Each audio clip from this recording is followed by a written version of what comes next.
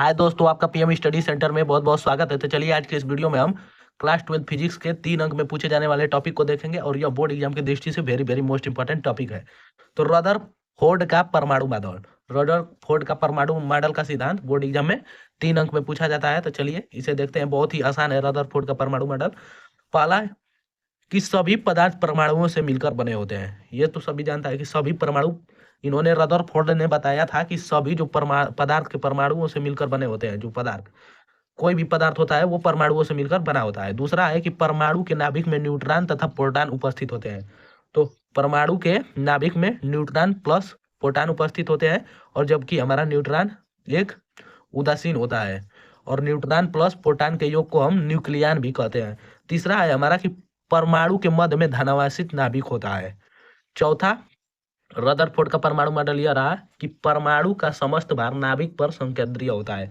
जो परमाणु होता है उसका समस्त भाग नाभिक पर संकेंद्रीय रहता है।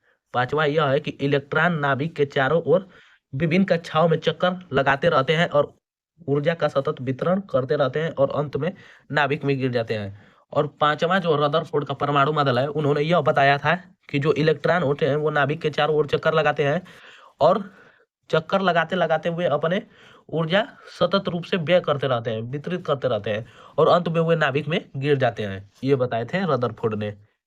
लेकिन वास्तव में ऐसा होता नहीं है। ये वाला अवधारणा इनका गलत है, क्योंकि अगर नाभिक में गिर जाएगा इलेक्ट्रॉन तो उसका अस्तित्व खत्म हो जाएगा।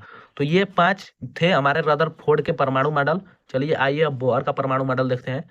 तो यहाँ पर रहा हमारा बोहर का परमाणु मॉडल। बोर्ड एग्जाम में या तो आपसे रदरफोर्ड का परमाणु मॉडल या बोहर का परमाणु मॉडल, कोई एक परमाणु मॉडल अवश्य ही पूछा जाएगा। इसके लिए आपको बोर्ड एग्जाम में 3 अंक मिलेंगे। चलिए बोहर का परमाणु मॉडल। तो इन्होंने यह बताया था पहला कि सभी पदार्थ परमाणुओं से मिलकर बना होता है, और दूसरा कि परमाणु के नाभिक में न्यूट्रॉन तथा प्रोटॉन उपस्थित होते हैं, जिसे न्यूक्लियन कहते हैं। तीसरा, परमाणु के मध्य में एक धनावेशित भाग होता है, जिसे नाभिक कहते हैं। चौथा रहा यह हमारा कि इलेक्ट्रॉन केवल उन्हीं कक्षाओं में चक्कर लगाते रहते हैं जिनका कोणीय संवेग h/2 का पूर्ण गुणज हो।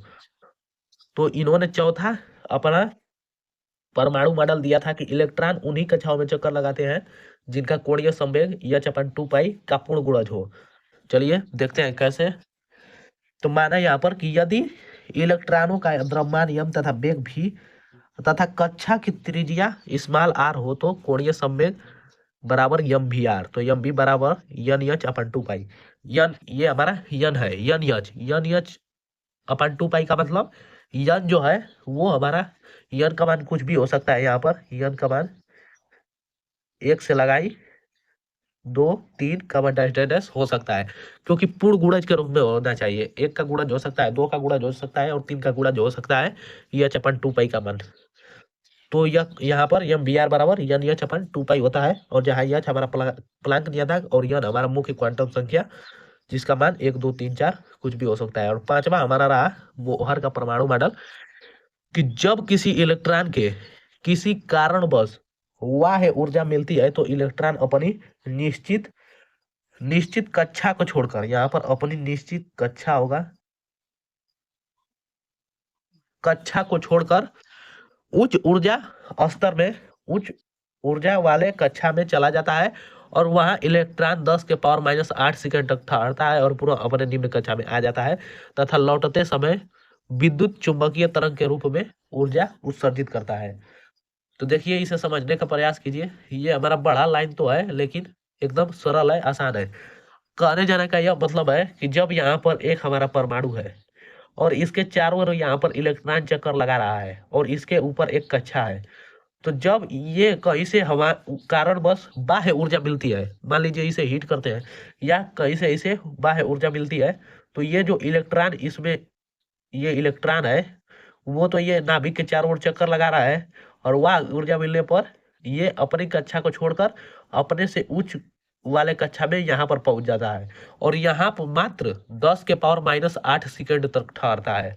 कितना सेकंड? 10⁻⁻8 सेकंड। यह बहुत अल्प समय है।